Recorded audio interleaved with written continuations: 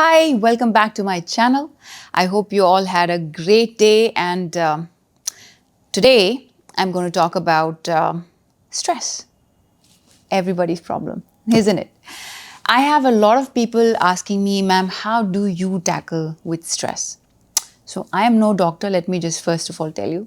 I'm just as human as you are, and I have the same problems, or maybe different problems, but similar reactions to the problems, similar emotions to the problems. तो जब मुझे stress होता है, मैं उससे कैसे tackle करती हूँ, मैं आप सबके सामने शेयर करना चाहूँगी. I hope it really helps you as well. पहले ये समझना बहुत ज़रूरी है कि स्ट्रेस कैसे होता है. स्ट्रेस क्या है? जब हमारे दिमाग में हर वक्त बहुत सारे थॉट्स आते रहते हैं, और अगर हम किसी एक थॉट के साथ अपने इमोशंस जब अटैच करते हैं, तो वो emotion mixed with that thought becomes stress. Now, if that thought is negative, obviously, then it converts into stress. जब वो stress के बारे में हम कुछ seconds, कुछ minutes सोचने लग जाते हैं, उस thought पे हम ज़्यादा अपनी सोच लगाते हैं, ज़्यादा emotions उसे देते हैं, तो फिर वो stress बढ़ता ही जाता है. और आप ये भूल जाते हैं कि एक थॉट प्रोसेस था जो आपके दिमाग में आया था, जिससे आपके इमोशंस जुड़े, और आपको लगने लगता है कि ज़िंदगी बेकार है, सब बकवास है, बिकॉज आपका पर्सपेक्टिव, आपका सोचने का तरीका, वो सब उससे डिस्टर्ब हो जाता है. तो पहली बात तो ये है कि हम में जब भी बहुत ज़्यादा स्ट्रेस हो रहा होता है, एक कोने में आप बैठ जाएं, जो भी चीज़, जैसी भी सिचुएशन हो रही है, just separate yourself from that situation. Because if you are in that situation, तो आप बार बार उस सिचुएशन से अफेक्ट होते रहेंगे. तो जब तक आप इस स्थिति में नहीं पहुंच जाते कि आपको कोई सिचुएशन अफेक्ट नहीं करती है, तब तक आप एक छोटी सी प्रैक्टिस में अपनी ज़िंदगी में इस्तेमाल करती थी पहले, जब मुझे बहुत स्ट्रेस होता था, जब मैंने सीखा कि कैसे स्ट्रेस से कोप अप करना है. मैं एक जो भी लड़ाई हो रही होती या कोई भी ऐसी सिचुएशन हो रही होती थी जहाँ पे बहुत स्ट्रेसफुल सिचुएशन होती थी, मेरा दिमाग शट हो जाता था और मैं सो जाती थी. तो कई लोगों को लगता था कि मैं लड़ाई नहीं करना चाहती थी, सो जाती हूँ, बट एक्चुअली ऐसा नहीं था. मेरे दिमाग में एक्चुअली इतना स्ट्रेस हो जाता था कि मैं उसे कैसे कोप अप करूँ, मुझे समझ नहीं आता था. तो वो अपने आप ऑटोमेटिकली शट ऑफ होके मुझे सुला देता था, और जब मैं उठती थी तो मैं एकदम फ्रेश होती थी, मुझे कुछ टेंशन नहीं होती थी, कुछ नहीं होती थी. I was absolutely fine. Then again when that thought used to arrive, और मैं अपने इमोशंस में डालती थी, तो फिर से वो स्ट्रेस बढ़ने लग जाता था. तो मैं क्या करती थी कि आज भी मैं वैसे ही करती हूँ, अपने आप को सिचुएशन से बाहर निकाल के कोई एक ऐसी जगह पे बैठ जाती हूँ जहाँ मुझे कोई और डिस्टर्ब ना कर रहा हो. आंखें बंद करके थोड़ी सी ब्रीद इन ब्रीद आउट करके 10-15 बार आप ब्रीद इन ब्रीद आउट करें, और अपने अंदर सेंटर में जाएं. एंड ट्राई टू सी, ना it's easier said than done, but जब आप प्रैक्टिस में इसे रोज़ लेकर आएंगे तो आप ये आसानी से कर पाएंगे. ट्राई टू सी कि क्या वो थॉट था जिससे मेरे इमोशंस अटैच हुए, और वो इमोशंस कहाँ से आए.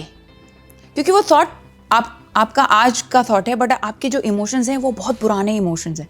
आपके इमोशंस जो है वो आपकी जनरेशनल ट्रॉमा से आते हैं, वो आपकी जेनेटिक्स से आते हैं, वो आपकी मेंटल कंडीशनिंग से आते हैं. जब आप बच्चे होते हैं तब से शुरू होते हैं, तब आप बड़े होते हैं, तब तक आपके साथ रहते हैं, और आपके सारे एक्सपीरियंस उसी के इर्द गिर्द होते हैं. It's a very complex, emotions are very complex phenomena. मतलब वो एक चीज़ से ऐसे कुछ हुआ और ऐसे आ गए, ऐसा नहीं होता है. उसके पीछे बहुत सारी हिस्ट्री होती है. तो जैसे कई बार हम देखते हैं कि किसी ने कुछ कहा और हमारा रिएक्शन इतना बड़ा आ गया कि उसे भी रियलाइज़ नहीं हुआ कि अरे यार, मैंने ऐसा क्या बोल दिया कि इतना बड़ा रिएक्शन आ गया. क्योंकि वो छोटा सा उसका बोलना, आपका बरसों का जो भी अंदर पेंटअप हुई एनर्जी है, अंदर पेंटअप हुआ जो भी है, वो उसके साथ जुड़ गया, और आपका एक छोटी सी चीज़ पे बहुत बड़ा रिएक्शन आ गया. राइट. सो ये समझना बहुत ज़रूरी है कि इमोशनल ट्रॉमा जो है वो कहाँ से आ रहा है. कि किसी ने मुझसे कुछ कहा. अब कई लोग, पहले तो ये भी समझ लीजिए, कई लोग आपको हर चीज़ दिलो जान से नहीं कहते हैं.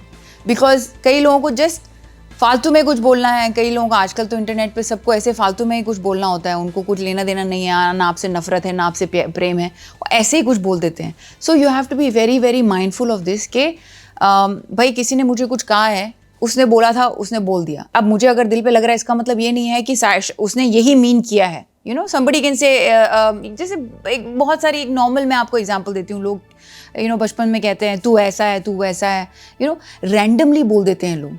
उन्हें खुद का भी नॉलेज नहीं होता है बिना किसी को ऐसा बोलने के लिए, क्योंकि वो खुद भी कंफ्यूज हैं, तो वो खुद में भी अपना शेम, अपना गिल्ट लेके घूम रहे हैं, तो वो आपको भी ऐसे बोल देते हैं, बिकॉज वो अंदर से इंटरनली इतने सफ़र कर रहे हैं, shame and guilt and confusion से खुद ही सफ़र कर रहे हैं, तो आपको कुछ भी नेगेटिव बोल देते हैं। इसका मतलब ये नहीं है कि वो आपके बारे में ऐसा समझते हैं और ऐसा सोचते हैं। जो अपनी ही समझ नहीं रख सकते, वो आपके बारे में क्या समझ पाएंगे?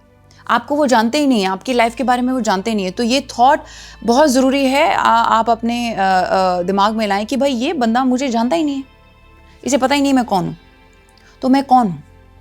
ये अपने आप से सवाल करिए।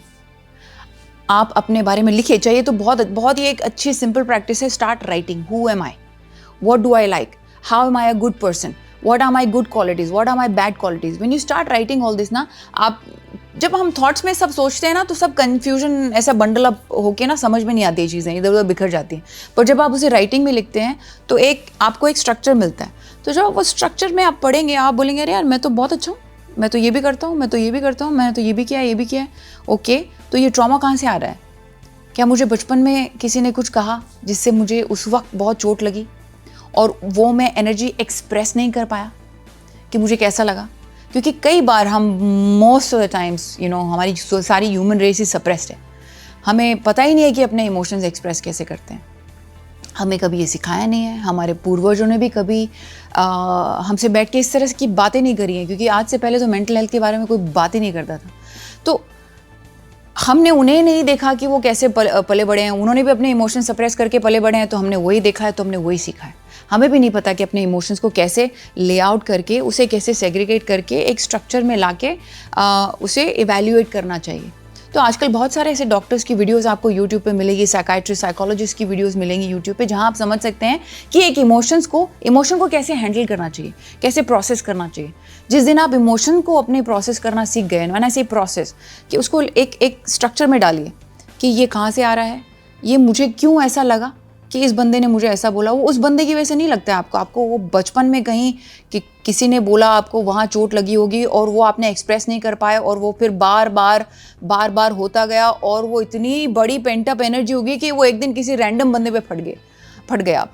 So that's how it happens. So please understand कि आपका स्ट्रेस कहाँ से आ रहा है, आपको क्यों इतना इमोशनल प्रॉब्लम हो रही है किसी चीज़ को, किसी थॉट के साथ, क्यों आप इतना ज़्यादा परेशान हो रहे हैं। जब आप उसको स्ट्रक्चर करेंगे ना, तब आप समझ पाएंगे कि अच्छा ये मेरी प्रॉब्लम है।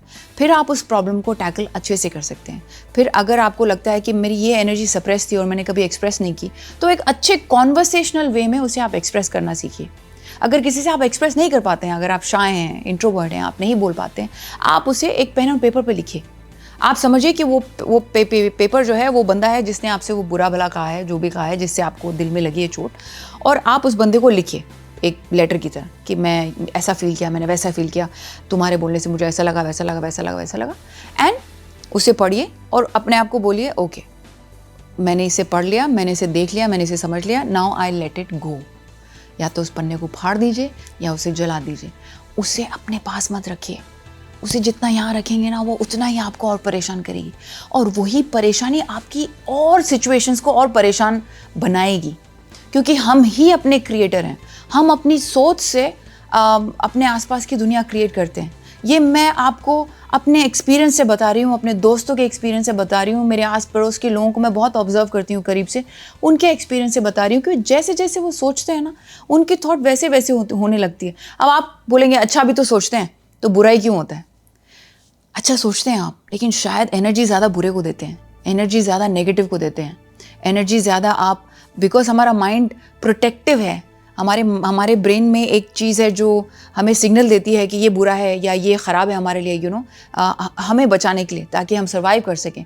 अब वो कई बार मिक्सअप हो जाती है आपके इमोशंस के साथ, तो आप समझ नहीं पाते हैं कि ये सिर्फ एक वार्निंग है कि ये सच में ख़तरा है, क्योंकि ब्रेन तो हर बार वार्निंग देता है आपको। ब्रेन हर कदम आप उठाते हैं उस पर भी वार्निंग देगा। ब्रेन, अगर आपने कहीं, आपको बहुत बचपन में बड़ा ट्रॉमा लगा है और आपकी बॉडी ने, अपनी ब्रेन ने सीख लिया कि बॉस ये जब मैं वर्ड सुनता हूँ ना तो मुझे बहुत ट्रॉमा लगता है, तो मैं इन लोगों से दूर रहना चाहता हूँ, या मैं इस वर्ड से दूर रहना, या मुझे इस वर्ड से नफरत है, ये जब भी ये वर्ड आता है मतलब डेंजर है। शायद आज उस वर्ड की आपकी लाइफ में कोई अहमियत भी ना हो, बट आपके ब्रेन ने अगर सीख लिया ना तो बार बार आपको वार्निंग देता रहेगा कि ये डेंजर है, ये डेंजर है, ये डेंजर है, ये ख़राब है, ये ख़राब है, ये ख़राब है। और अगर आप उसके बाद अपने इमोशन जोड़ देंगे तो ख़राब ही हो जाएगा। सो be very very mindful of your life, because each moment counts a lot. Each moment you should be thriving, not living your life in stress. Life is to be lived, life is to be enjoyed, life is to be thoroughly lived. मतलब एक एक moment आपको मिला है, कुदरत ने इतनी सारी नेमतें आपको दी हैं, इसे एंजॉय करें। एक इमोशंस पे स्टक होके वहाँ ना बैठें, बिकॉज आप जितनी देर वहाँ रहेंगे आपकी उतनी लाइफ वेस्ट हो रही है। So also don't get stress कि मैं क्यों स्ट्रेस हो रहा हूँ, ऐसा भी नहीं है। प्लीज़ अपने आप पे ईजी रहिए। स्ट्रेस होना बहुत ही नॉर्मल बात है। हर बंदे को स्ट्रेस होता है, आपको स्ट्रेस होता है, मुझे स्ट्रेस होता है, सबको स्ट्रेस होता है। सबकी कोप अप करने की क्षमता थोड़ी ऊपर नीचे होती है, सबकी कोप अप करने की अंडरस्टैंडिंग थोड़ी ऊपर नीचे होती है। धीरे धीरे आप जब इस चीज़ को प्रैक्टिस में लाएंगे तो आप खुद अपने आप में चेंज देखेंगे। ये मेडिटेशनल जो 10-12 ब्रेथ की मैं जो एक्सरसाइज सबको हमेशा कहती रहती हूँ कि जो है अपने साथ, जैसे आप सुबह सुबह उठते हैं आपका ब्रेन थीटा स्टेज में रहता है, आप एक बच्चे की तरह रहते हैं, अपने ब्रेन को वापस ट्रेन करिए। जैसे आपका ब्रेन इतना सब नेगेटिव ट्रेन हुआ है ना, आप उसे कभी भी पॉजिटिविटी में बदल सकते हैं। ऐसा नहीं है कि अब वो हो गया तो वही तुम्हारा फ्यूचर बन गया, ऐसा नहीं होता है। आप हर मोमेंट में अपनी लाइफ को चेंज कर सकते हैं। That is your power, that is our power, that's how we are the creators. So we can recreate our life. If some thought is bothering us, change it ना। क्यों रखना उसको अपनी लाइफ में, चेंज कर दो। विक्टिम थॉट अगर आपको लगता है अरे मैं बेचारा हूँ, मैं ये हूँ, वो थॉट रखने ही नहीं। आप बेचारे नहीं हैं, आप बॉस हैं। आप विक्टिम नहीं हैं, आप बॉस हैं। अपनी बॉस मेंटालिटी हमेशा रखिए। So when you learn that, your life will be much less stressful. I promise you that has really help me in my life. So I hope you can see through my perspective, and I hope कि ये जो भी मैंने आपको अभी बताया है वो आपको अपनी ज़िंदगी में आपके स्ट्रेस कम करने में मदद करे। I hope you really enjoyed this episode. Thank you so much for listening to me, and listening is another great quality to have. When you listen really nicely, you will not have so much stress. We don't listen, and that's why we misinterpret a lot of things, and that's why we get into stress. So when you listen, you'll have much less stress. You'll be able to understand better. So thank you so much for listening to me, and if there is anything else you would like to hear from me about depression, bipolar, if you'd like to share, if you'd like me to share my life experience with you, I will be more than happy and willing to. I hope this helps, and see you very soon. Thank you so much once again, and have a great life ahead.